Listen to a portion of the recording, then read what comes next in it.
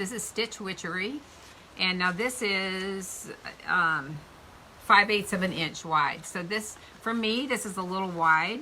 And so what I do is I unroll a strip of the 5/8 inch and I cut it up the center. So, you know, you have about 1/4 of an inch. And so you can serge. I hate for you to see this because I use white thread on this ivory, but I'll show you anyway.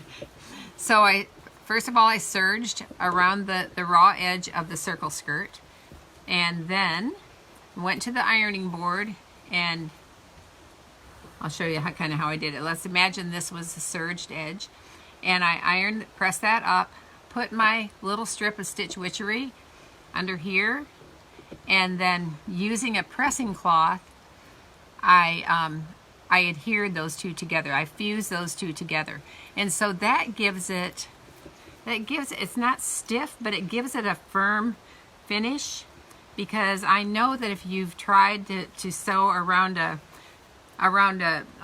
circle skirt, that part of it is on the bias, and when you're sewing, it wants to sort of warp, the hem will warp.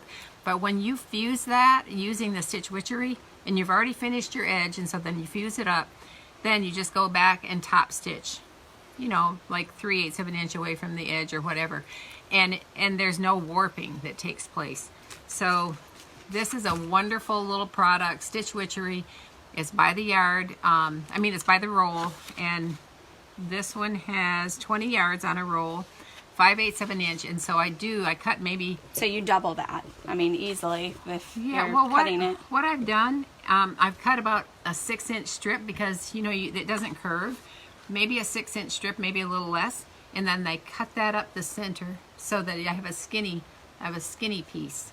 And then I use that skinny piece to fuse, and then I cut another little piece, and then fuse my hem with up. the fusing, like you said, you use a pressing cloth. I do use a pressing cloth, so it doesn't just stick to your iron. Yeah, because I'm not that careful, and I've melted my serger thread before.